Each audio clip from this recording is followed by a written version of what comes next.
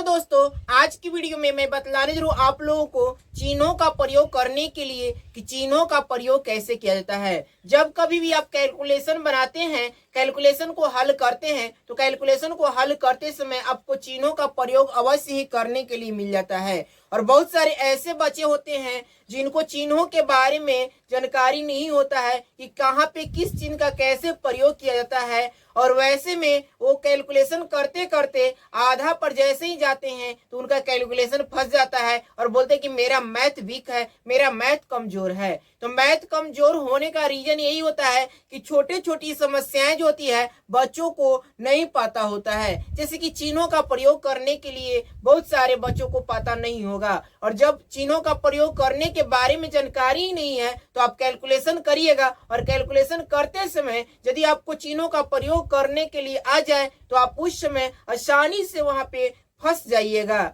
और उस प्रॉब्लम को आप हल नहीं कर पाएंगे। तो आज की वीडियो में मैं ये सारा चीज क्लियर कर दूंगा ताकि आपको भविष्य में कभी भी चिन्हों को प्रयोग करते समय दिक्कत न हो। जैसे कि यहाँ पे लिखा गया है plus into plus, minus into minus, plus into minus, minus into plus. इसका मतलब क्या होता है, कहाँ पे कैसे हमको चिन्हों का प्रयोग क्या करना है, उन सारे चीज के बारे में आज की वीडियो में मैं बतलाने वाला हूँ। चलिए हम लोग ज्यादा बात न करते हुए डायरेक्टली हम लोग समझते हैं टॉपिक, हमारा टॉपिक क्या कर रहा है। सारा चीज मैं एग्जांपल के माध्यम से समझाऊंगा, इसलिए आप लोग वीडियो से बने रहिएगा और वीडियो को लास्ट तक देखिएगा। सबसे पहली चीज यहाँ पे दिया क्या गया, प्लस इंटू प्लस। अब मैं बोलूं प्लस इंटू प्लस होता क्या है, तो प्लस इंटू प्लस का मतलब प्लस होता है, यानी कि जब प्लस और प्लस को मल्टीपल कीजिएगा तो क्या होगा, प्लस होगा। जोड़ और जोड़ को एक साथ मल्टीपल कीजिएगा, गुना कीजिएगा तो जोड़ प्राप्त होता है। तो यहाँ पे आपको क्या करना है, याद रखना है कि जोड़ और जोड़ को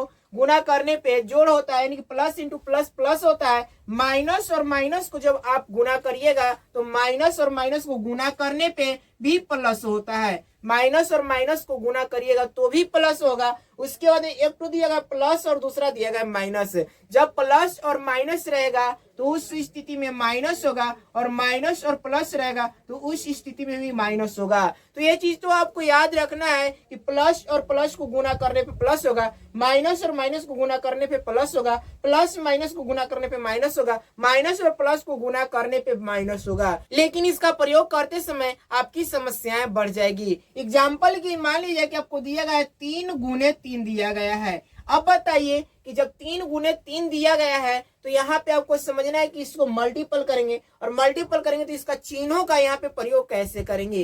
तो चिन्हों का प्रयोग करने के लिए सबसे पहले यहाँ ध्यान दीजिए कि जो 3 दिया गया है और यहाँ 3 दिया गया है, इन दोनों 3 में आपको कहीं भी कोई भी चिन्ह नजर नहीं आ रहा होगा। जब कोई भी चिन्ह नजर ना आए तो जिसके आगे कोई भी चिन्ह न हो, कोई भी चिन्ह न दिया गया हो, वह संख्या सदैव धनात्मक कहलाती है, यानी कि सदैव प्लस रहेगी। जैसे कि यहाँ पे इस 3 के आगे कुछ भी चिन्ह नहीं दिया गया है, इसका मतलब ये 3 जो दिया गया है प्लस में है, धनात्मक है। यहाँ भी 3 दिया गया है, ये 3 भी, इसके आगे भी कुछ भी चिन्ह नहीं है, अर्थात यह भी क्या है, धनात्मक है। तो जब धनात्मक और धनात्मक को गुना करते हैं तो धनात्मक प्राप्त होता है। कैसे करेंगे, जैसे यहाँ पे करेंगे +3 गुने, फिर क्या करेंगे +3 करेंगे। अब इन दोनों प्लस और प्लस को गुना करिएगा तो प्लस और प्लस को गुना करने पे क्या होता है, प्लस होता है। यहाँ पे दिया क्या गया, प्लस दिया गया है। उसके बाद 3 को 3 में गुना करिएगा तो कितना हो जाएगा, 9 हो जाएगा।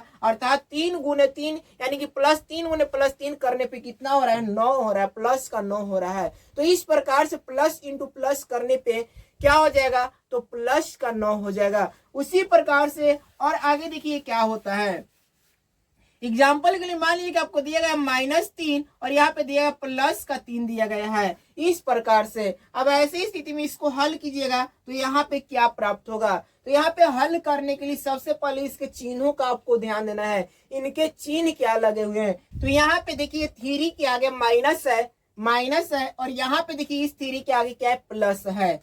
अगर यहाँ पे माइनस और प्लस की हम बात करें तो सबसे पहले देखिए यहाँ पे इस वाले में कि माइनस और प्लस गुना करने पे क्या होता है, तो माइनस होता है। माइनस और प्लस गुना करने पे क्या होता है, माइनस होता है। अर्थात यहाँ पे कहने का मतलब क्या आ जाएगा, माइनस हो जाएगा। माइनस और प्लस यहाँ पे जैसे कि यहाँ पे माइनस है और यहाँ पे क्या है, प्लस है। माइनस और प्लस को गुना करने पे क्या हो जाएगा, माइनस हो जाएगा। और फिर 3 को 3 में मल्टीपल कीजिएगा, या कोई भी अंक हो सकता है, कोई भी डिजिट हो सकता है, ये जरूरी नहीं है कि 3 ही होगा।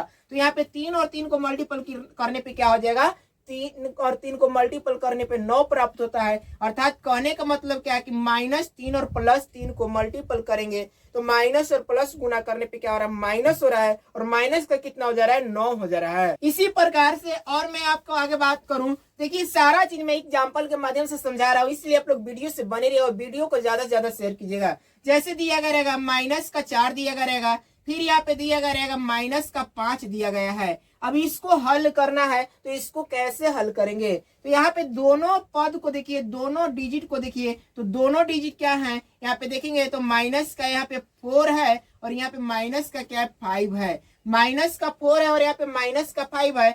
सबसे पहले हमें ध्यान देना है कि इसके आगे लगा हुआ चिन्ह क्या है, तो इसके आगे लगा हुआ चिन्ह, दोनों के आगे लगा हुआ चिन्ह ऋणात्मक है, यानी कि माइनस है। जैसे कि यहाँ पे आगे चिन्ह क्या लगा हुआ, माइनस का लगा हुआ है तो ऋणात्मक है, यानी कि माइनस भी बोल सकते हैं, ऋणात्मक भी बोल सकते हैं, घटाव भी बोल सकते हैं। यहाँ पे भी क्या है, ऋणात्मक है, माइनस है। तो हम क्या करेंगे, सबसे पहले माइनस और माइनस को देखेंगे कि माइनस और माइनस को गुना करने पे क्या हो रहा है। तो माइनस और माइनस को गुना करने पे यहाँ पे लिखा गया क्या है, माइनस और माइनस गुना करने पे प्लस होता है। आपको याद रखना है कि माइनस और माइनस को गुना करने पे प्लस होता है। तो हम क्या करेंगे, यहाँ पे प्लस कर देंगे और 4 को फिर 5 में मल्टीपल करेंगे। तो 4 को 5 में मल्टीपल करने पे कितना हो जाएगा, 4 5 20 हो जाएगा। यानी कहने का मतलब कि -4 और -5 को मल्टीपल जब आपस में करेंगे, इसका चिन्हों का प्रयोग करेंगे तो हमें प्लस का 20 प्राप्त हो जाएगा, प्लस का 20 प्राप्त हो जाएगा। इसी तरह से और बहुत सारे एग्जाम्पल हो सकता है। एग्जाम्पल के लिए मान लीजिए कि आपको दिया गया एक अंक दिया गया प्लस का 5 और दूसरा अंक दिया गया माइनस का 6 दिया गया है। इसको मान ज्ञात करना है। तो इसको मान ज्ञात करने के लिए हम क्या करेंगे, यहाँ पे देखेंगे पहला पद इसका धनात्मक है और दूसरा पद ऋणात्मक है। तो यहाँ पे देखिए धनात्मक और ऋणात्मक को हल करने पे क्या आ रहा है, ऋणात्मक आ रहा है। यहाँ पे हम क्या करेंगे, प्लस के 5 और माइनस के 6 को मल्टीपल करेंगे। सबसे पहले इन चिन्हों का मल्टीपल कर लीजिए, तो चिन्हों का मल्टीपल करने पे माइनस हो जाएगा, क्योंकि एक पद प्लस में दूसरा पद माइनस में, एक पद प्लस में दूसरा पद माइनस में रहता है तो माइनस होता है, तो माइनस हो गया। और इसके बाद में 5 को 6 में गुना करिए तो क्या हो जाएगा, 30 हो जाएगा। यानी कि इन दोनों को मल्टीपल करने पे प्लस के 5 और माइनस के 6 को मल्टीपल करने पे माइनस का 30 प्राप्त होता है। तो इस प्रकार से चिन्हों का प्रयोग किया जाता है। चलिए एक दो एग्जाम्पल और मैं करके समझा रहा हूँ सारा चीज, ताकि आपको यहीं पे समझ में आ जाए। एग्जाम्पल के लिए दिया गया रहेगा -6 इंटू -7 दिया गया है। इसको हल करने के लिए बोल दिया जाए तो माइनस और माइनस को पहले देख लीजिए कि माइनस और माइनस करने पे क्या होता है, गुना। तो माइनस और माइनस को हल करने पे, गुना करने पे प्लस होता है। और प्लस को आप लिख भी सकते हैं, 9 भी लिख सकते हैं। और 7 को 6 में गुना करें कितना हो जाएगा, 42 हो जाएगा। इस प्रकार से इसका हल करने पे कितना गया, 42 आ गया। उसी प्रकार से अगर मान लीजिए कि एक पद माइनस में है, दूसरा पद प्लस में दिया गया है, तो इसको हल करिएगा तो माइनस और प्लस हल करने पे क्या होता है, माइनस होता है। और 7 को 6 से मल्टीपल करिएगा, 42 हो जाएगा, -42 हो गया। तो इस प्रकार से ऐसे चिन्हों का प्रयोग किया जाता है मल्टीपल में। यदि वीडियो अच्छा लगा है तो लाइक करें, शेयर करें और इसी प्रकार का वीडियो देखने के लिए मेरे चैनल को सब्सक्राइब करके सपोर्ट करें। Thanks for watching.